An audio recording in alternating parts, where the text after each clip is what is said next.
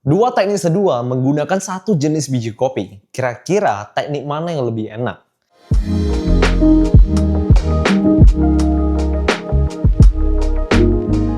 So, welcome back to my YouTube channel. Kembali lagi bersama gue, Dasti Wijaya. Jadi kali ini gue bakal bahas percolation versus immersion. Tapi sebelum itu gue bakal bahas dulu apa arti dari percolation dan apa arti dari immersion. Kita mulai dari yang percolation. Kalau misalnya percolation, pada saat kita tuang air menuju kopi, itu airnya tuh bakal langsung turun ke server. Ibaratnya sekali tuang, ekstraksinya juga pada saat itu aja. Sedangkan immersion, kita pada saat tuang air, switchnya ditutup, kita tuh merendam bubuk kopi sama air secara bersamaan. Jadi kita bisa melakukan ekstraksi lebih merata karena kita bisa mengaduknya. Aku akan menggunakan kopi yang sama dan grind size yang sama juga. Dan di sini yang membedakan hanya dari kedua teknik ini. Dan serta untuk suhu yang digunakan itu juga sama. Oke, kita mulai dari dose-nya. Nah, dose kopi yang digunakan di sini sebanyak 15 gram. Di sini aku menggunakan beans Ethiopia Yirgacheffe Gedep Lalesa. Nah, jadi beans Ethiopia ini kan prosesnya dry fermentation wash ya. Nah, apa arti dari dry fermentation wash? Yang pertama, setelah beans selesai dipulping, dia tuh kan masih ada lendir-lendirnya, atau bahasanya tuh disebut juga dengan mucilage. Nah, setelah itu akan disimpan ke dalam tank.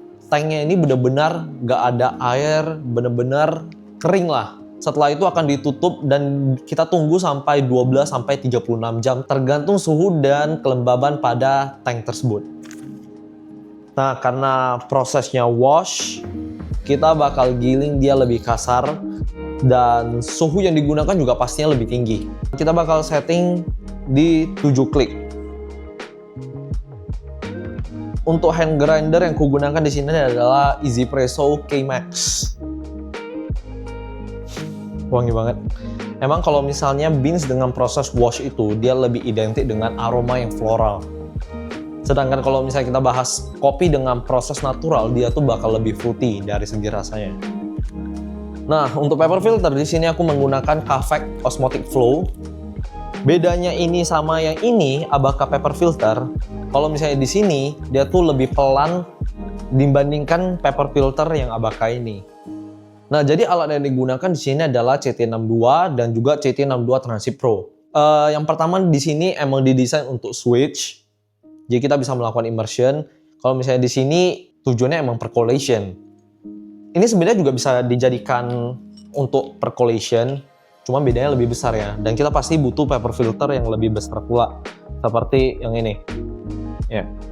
Tapi kedua dripper ini memiliki bahan yang sama, yaitu keramik. Bypassnya tuh lebih rendah, sehingga semua kopi yang masuk pada saat kita seduh itu langsung turun ke bawah, bukan cuma dari pinggirannya doang, dan lebih tahan panas. Oke, kita mulai dari yang percolation duluan. Kita bisa bikin pool agar airnya itu mengalir ke bawah secara merata.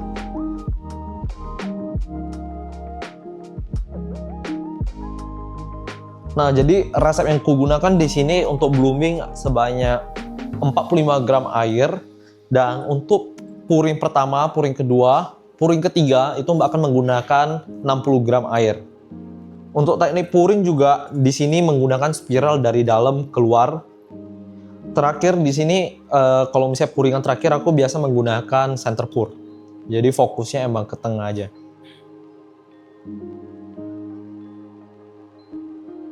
Kita cut, bro.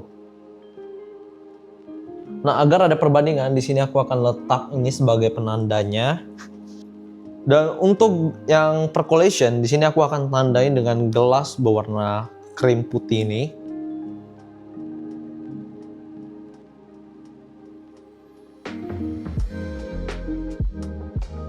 Yang ini percolation, kita akan seduh dengan yang immersion kali ini. Nah, untuk paper filter yang digunakan di sini Abaca. Nah, kalau misalnya kita menggunakan clever dripper, penting banget buat kita cek switchnya tuh dimatikan dulu sebelum kita seduh. Karena kalau misalnya nggak dimatikan, ujung-ujungnya kita bakal jadi percolation. Atau bisa juga kalau misalnya kita blooming kita percolation dulu, baru di pouring 1, 2, 3 kita pakai percolation juga bisa, tergantung resep yang digunakan. Kita juga bikin hole, walaupun ini immersion sebenarnya nggak butuh, cuman biar kita bisa biasakan agar airnya tuh langsung ngalir ke bawah. Nah, enaknya menggunakan teknik yang immersion ini, kita nggak butuh teknik seduh yang sampai kompleks banget, spiral, center, atau gimana. Nah, kita cuma perlu tuang sampai emang gram yang kita butuhkan sesuai resep. Oke, untuk immersion di sini aku akan mulai dengan blooming sebanyak 60 gram air. Kita tunggu dia sampai 45 detik, setelah itu kita buka switchnya. Kita bisa aduk untuk bloomingnya. Oke, di 45 detik kita buka switchnya. Tutup kembali di detik ke 55. Nah, karena ini immersion, jadi kita cuma pakai 2 tuangan aja udah cukup sih. Di sini aku akan pakai air sekitar 215 gram. Oke.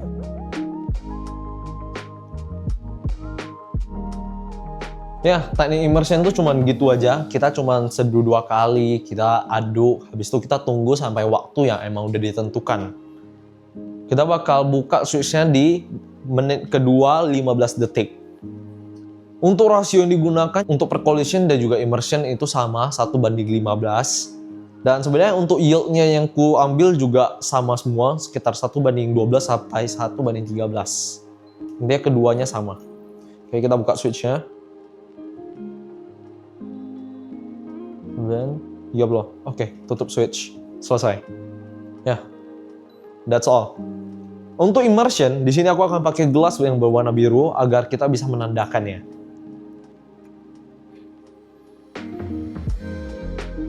Jadi di sini sekarang aku udah punya 2 gelas kopi dengan teknik yang berbeda. Di sini ada percolation, di sini ada immersion.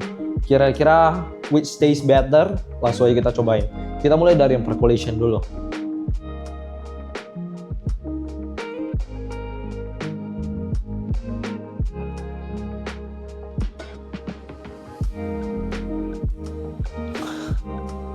Ya.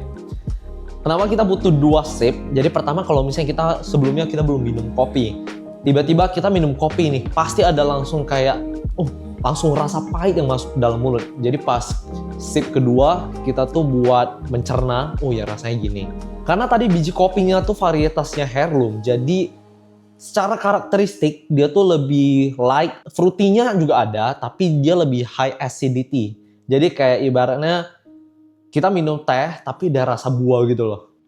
Nah, kalau kopi yang di sini yang aku dapat adalah dari segi aroma, dia dapat banget lebih ke aroma floral, dan juga dari segi rasanya itu dia ada lemon, ada cherry-cherryan, kayak keluarga berries-berryan. Baru dari segi body dia nih lebih light. Untuk mouthfeel-nya juga ini nggak sampai yang kayak lengket gitu di mulut.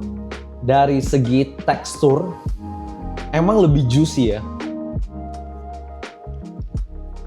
Juicy di sini dalam artian pada saat kopinya masuk mulut itu kayak semuanya tuh kalian bisa rasain kayak berair gitu loh. Oke, kita bakal pindah ke yang immersion dulu.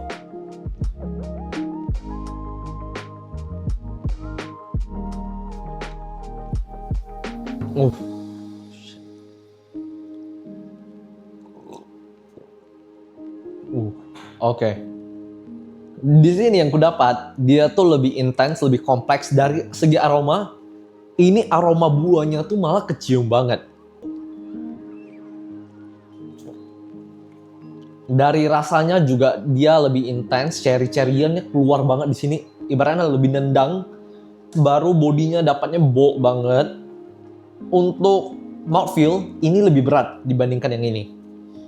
Menurutku kalau misalnya kita menggunakan immersion ini cocok banget buat dijadikan Japanese, karena kita tahu kalau misalnya kopi setelah diseduh kita tambahkan es itu pasti jadi watery.